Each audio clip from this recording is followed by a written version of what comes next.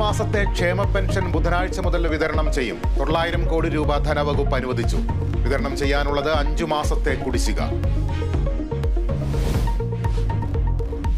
Kerala vision news big impact. Endosulfan ബാധിതയ്ക്ക് നിക്ഷേപ തുക തിരിച്ചു നൽകി കാറെടുക്ക സഹകരണ സംഘം.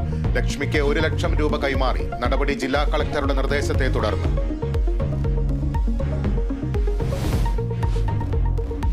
പെരിയാറിലെ മത്സ്യക്കുരുതിയിൽ പരസ്പര വിരുദ്ധ റിപ്പോർട്ടുമായി മലിനീകരണ നിയന്ത്രണ ബോർഡും കുഫോസും. രാസമാലിന്യങ്ങളുടെ സാന്നിധ്യം സ്ഥിരീകരിച്ച് കുഫോസ്. അമോണിയും സൾഫൈഡും അപകടകരമായ അളവിലെന്ന് റിപ്പോർട്ട്.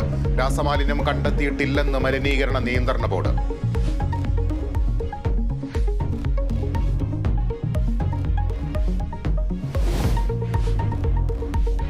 മദ്യനയത്തിൽ ഇളവ് നൽകാനുള്ള തീരുമാനത്തിൽ നിന്ന് സർക്കാർ പിന്മാറിയേക്കും. നീക്കം കോഴ ആരോപണങ്ങളുടെ പശ്ചാത്തലത്തിൽ.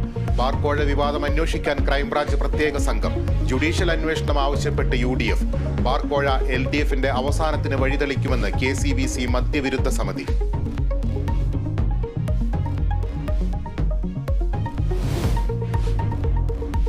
സംസ്ഥാനത്ത് മഴ മുന്നറിയിപ്പിൽ മാറ്റം. തിരുവനന്തപുരം മുതൽ ഇടുക്കി വരെ യെല്ലോ അലർട്ട്. മറ്റ് ജില്ലകളിൽ പ്രത്യേക മുന്നറിയിപ്പുകളില്ല.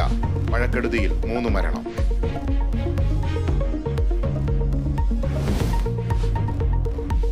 കാസർഗോഡ് 10 വയസ്സുകാരിയെ പീഡിപ്പിച്ച കേസിലെ പ്രതി സ്ഥിരം കുറ്റവാളി. പ്രതിയെ രക്ഷപ്പെടാൻ സഹായിച്ചവരെ കുറിച്ച് അന്വേഷണം.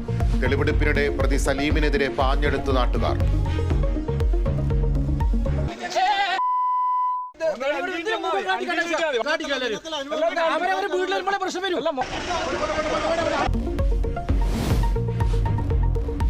രാജ്യത്ത് 6ാം ഘട്ട തെരഞ്ഞെടുപ്പിൽ ഭേദപ്പെട്ട പോളിംഗ്. ബംഗാളിൽ സംഘർഷം. BJP സ്ഥാനാർത്ഥിക്ക് നേരെ കല്ലേറ്.